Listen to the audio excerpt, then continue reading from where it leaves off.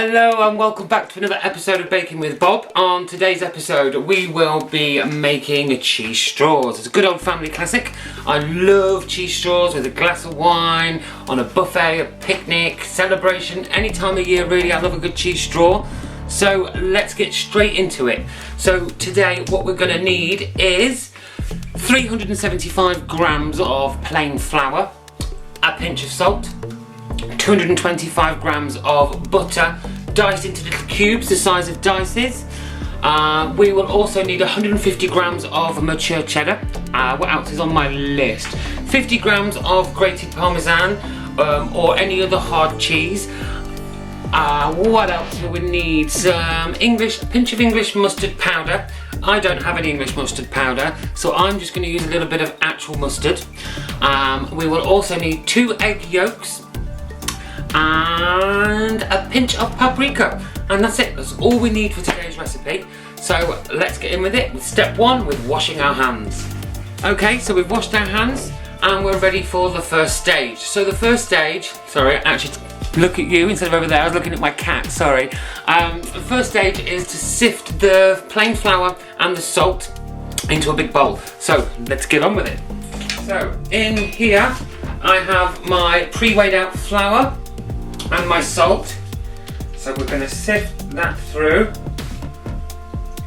with a good old shake. There we go.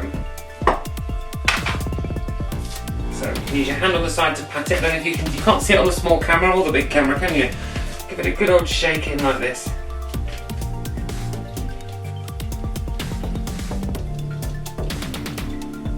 And then once all your flour has gone through the sieve, nearly there. There we go. Don't push through the last parts in the sieve because they're the bits we don't want. They're the bigger bits, the chunkier bits that are not welcome. So the flour and the salt is in the bowl, sifted, ready to go. The next stage is to add the diced butter. So when you have your butter, you want it to be in, I know mine aren't very good cubes, but that doesn't matter as long as it's in small pieces. And you want to add all of that in to your flour. And then what we're going to do is we are going to rub between our fingers the flour and the butter together until we have fine breadcrumb mixture, which I will show you now. So get the flour all over the butter and then lift and sprinkle until all of that butter is incorporated into the flour and we have a nice, what looks like broken digestive biscuit mixture, I guess. So let's rub all of these in. This is the messiest part of the recipe today. In and sprinkle.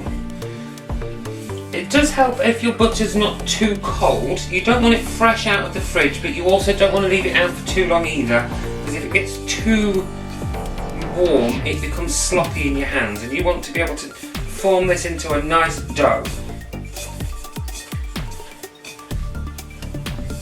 So you can see the flour's starting to turn a nice yellowy colour, and we're starting to get lumpier bits. Now if you're not the greatest of fans of doing everything by hand, I don't mind. You can do it with a fork, and I tend to do kind of a motion like this, round and round and round, not pressing too hardly, but just trying to get the flour to go into the butter to make lots of crumbs. There we go, and just to finish it off, I'm just going to do it with my fingers one last time so I can get a good feel of what it all feels like in there. There we go. So that's now in. As you can see, I've bring this up to the big camera.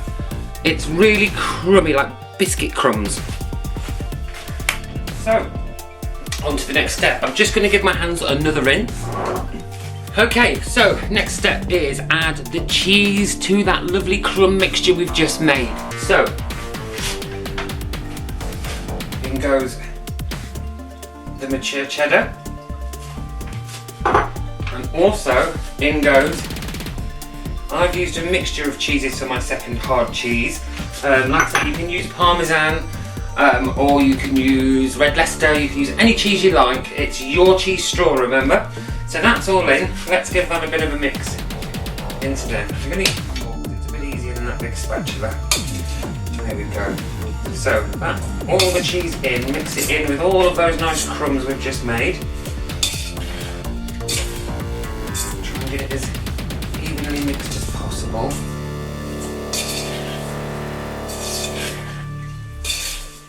There we go. So next we are going to add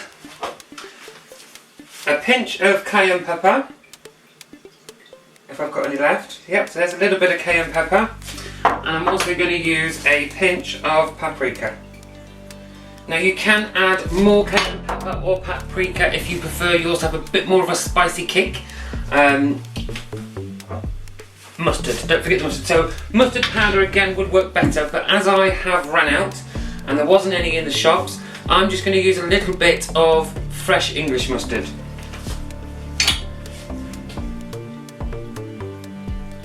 About a teaspoon.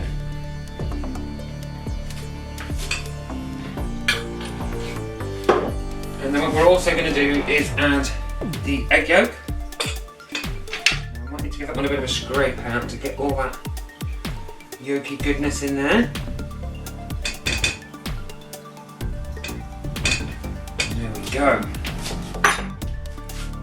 And then what we're also going to, I'm just going to give that a little bit of a stir in the top, and then what we're also going to add is about 4 tablespoons of just tap water. 1, 2, 3, 4, there's 5, and then start to mix, and it should start to form a dough ball inside your bowl. So keep going. See, it's starting to clump together now. You can see really big clumps there. So again, another messy bit.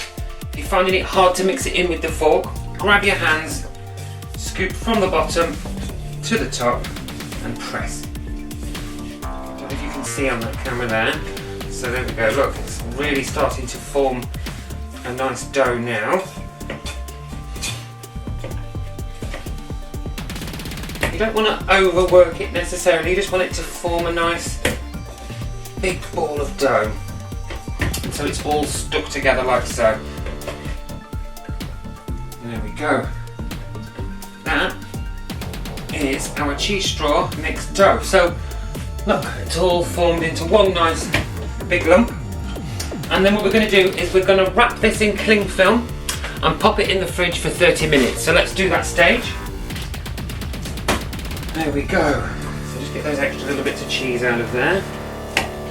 So wrap that up like so. So stick it like this and pop it in the fridge for 30 minutes. Right, so while that's sat in the fridge resting and setting, getting all the gluten bits to join together, we're going to wash up, ready for the next stage. So I shall see you in 30 minutes.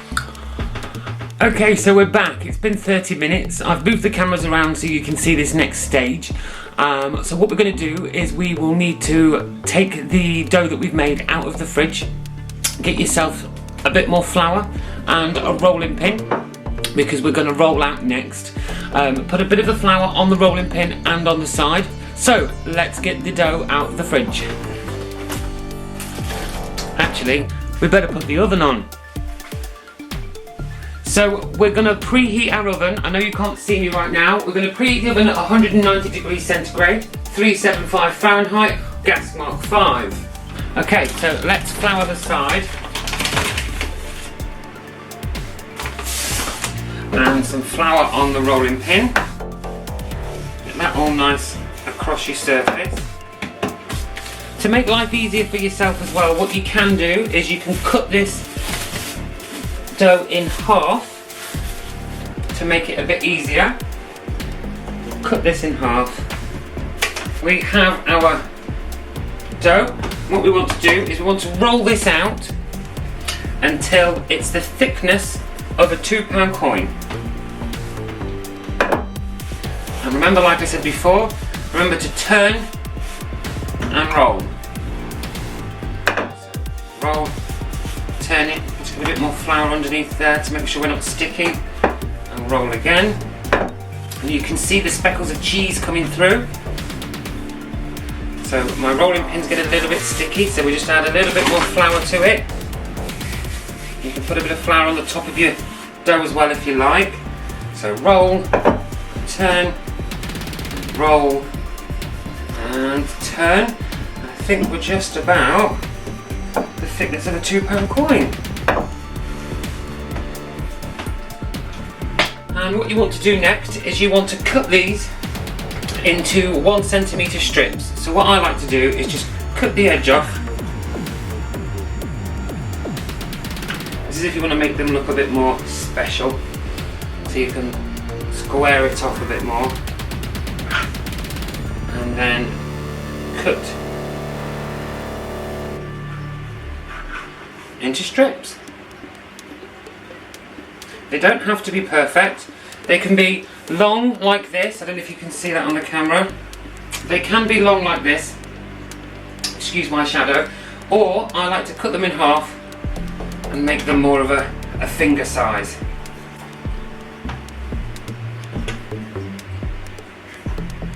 Now, like I said, they don't all have to be identical. And you want to keep repeating this process until you've got no dough left. So once you have sliced all of your dough into 1 centimetre strips by the thickness of about a £2 coin, what you want to do next is you want to get your baking tray and line it with some greaseproof paper parchment. I try a bit of a spritz with some sprayable oil, or you can use a little white dollop of butter, and it just helps stick down that paper to my tray, which makes it a lot easier. And we'll pop on our cheese straws, making sure to leave a little bit of space in between each one because they will puff up and rise a bit. As you can see, some of my edges aren't perfect, but it doesn't matter unless you're working for a catering company. These will be delicious exactly how they are.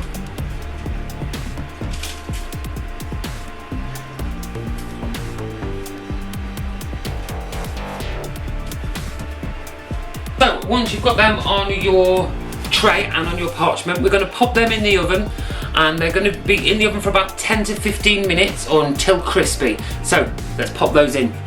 So now that they're in, I'll be back in 10 to 15 minutes. The battery's just gone on the other camera, so it gives me just enough time to swap the batteries over and see you back here in a moment.